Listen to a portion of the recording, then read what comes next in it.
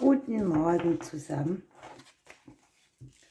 Ich möchte heute gern wieder mal das Butterfly-Orakel nehmen, weil das so schön eben Transformationen anzeigt. Und hier kommt tatsächlich die Aufforderung, dass für irgendetwas jetzt Zeit ist, den nächsten oder auch den ersten Schritt zu tun. Und wir gucken mal mit den Lennys, in welchen Bereichen das hier sein könnte. Hat es natürlich auch, warte nicht, sondern agiere selbst. Mach etwas, was du vielleicht lange auch vermieden hast. Und es betrifft hier dein Umfeld, dein häusliches Umfeld, deine Umgebung, vielleicht auch deine Familie. Möglicherweise ist es auch etwas, wo du dir deine Grenze neu aufsetzt, ne? Wo du sagst, nee, hier ist meine Haustür, hier muss ich mich ein bisschen schützen.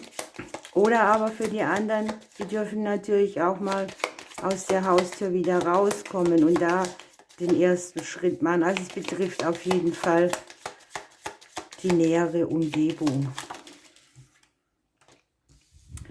Hier entwickelt sich etwas zum Besten. Es geht vielleicht auch darum, dass man für den nächsten Schritt hier eine Gelegenheit kriegt, die wie ein Geschenk aus dem Umfeld kommt.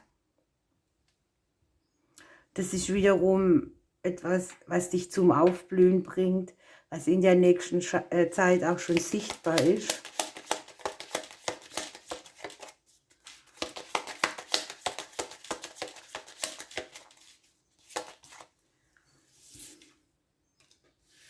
Ja, und es ist Zeit dafür, der göttliche Zeitplan, das Karma, die Schicksalsaufgabe, irgendetwas Göttliches drängt dich in die Richtung, in die du gehen sollst oder für die du als nächstes aufstehen sollst.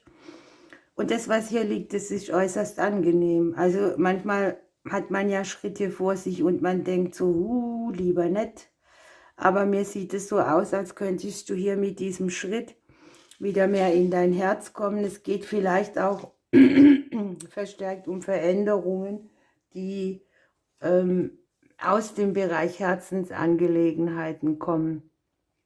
Etwas, was dir wirklich wichtig ist, wo dein Herz dran hängt, wo gleichzeitig dann auch für dich eine Veränderung mitkommt, wo du eben Situationen hast, die dich mehr nähren.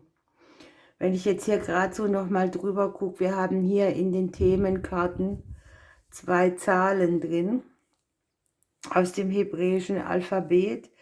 Das ist mit dem Haus die 4 und tatsächlich mit den Blumen die 9. Und da sind wir bei 13 und wir kommen auf der Zahl 4 in der Quersumme wieder raus. Ja, das ist so bezeichnend. Und hier geht es darum, dass das Leben uns sagt, etwas verläuft in Phasen. Die nächste Phase für etwas beginnt. Die 4 erinnert uns an alles, was so mit Zyklen und regelmäßigen Phasen behaftet ist. Zum Beispiel die Mondphasen, die 4 Jahreszeiten, die 4 Wochen, die einen Monat geben. Und das eine baut aufs andere auf. Wir können jetzt nicht sagen, ey, Sommer, ich halte dich an, ich springe gleich in den Winter, sondern wenn du im Sommer bist, kommt als nächster Schritt, als nächste Phase eben der Herbst. Und so ist es auch im Leben. Es geht immer ein Stückchen weiter. Es geht von einer Phase in die andere. Und mit der 4 hast du hier durchaus auch nochmal die Möglichkeit, gezielt deine Pläne zu überdenken, für was es denn in deinem Umfeld Zeit für den nächsten Schritt überhaupt ist. Möglicherweise bist du hier auch eine längere Zeit über irgendwo festgesteckt oder dass du so vielleicht gemerkt hast, du kommst nicht richtig voran oder du bist über etwas drüber gestolpert. Und das ist eine aktive Karte, ne? Da brauchst du nicht warten, bis jemand kommt und für dich was verändert, sondern da beginnst du selber. Und da darfst du auch oder solltest du deinen Verstand nicht begrenzen, was alles möglich ist, ne? Ja, es geht eben auch darum, wenn man die Begrenzung, die man so vielleicht auch aus dem Familiensystem hat, die Glaubenssätze, wenn man die mal auflösen würde und man würde sich ständig suggerieren, es ist alles möglich, es ist alles möglich, ich habe keine Grenze, ne? Ich begrenze mich nicht, dann hätte man genau die Voraussetzung, die man brauchen würde, um an der grenzenlosen Fülle auch teilzunehmen, ne?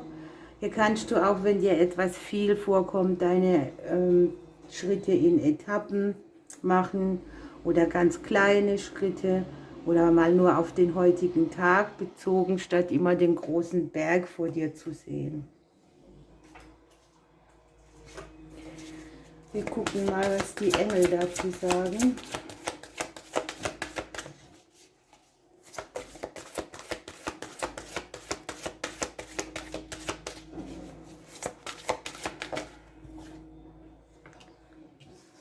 Ja, guckt mal, hier sind die familiären Themen, das Umfeld, und Serafina sagt uns hier, ich bin der Engel der Familien.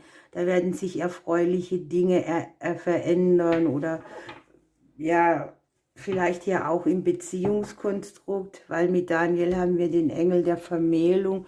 Also bei allem, was so verbindlich ist, das was die Familien betrifft oder die eben nahe um uns rum sind, die uns vielleicht auch mal Sorgen machen, die sind hier mit gemeint. Dann nehmen wir noch Alice the Wonderland. Was kriegen wir hier noch mit?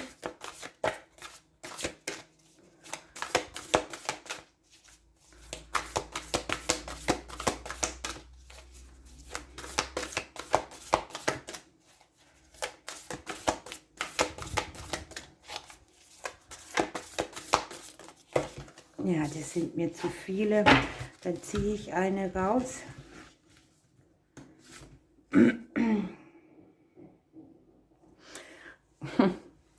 Ja, das, was Recht ist, ist nicht immer, führt uns nicht immer zu unserem Recht. Ne? Manche Sachen sind einfach unfair. Und vielleicht geht es hier auch um das Grenzensprengen, dass dir irgendjemand irgendwelche Ungerechtigkeiten mitbringt. Der Recht hat, Krieg nicht immer Recht, das ist das Problem. Und da kannst du dir hier ein gutes Kreuz ablegen, indem du einfach sagst, okay, ich spiele keine unfairen Regeln mehr mit, es geht hier sowieso nicht gerecht zu, und genau das ist der Moment für deinen nächsten Schritt.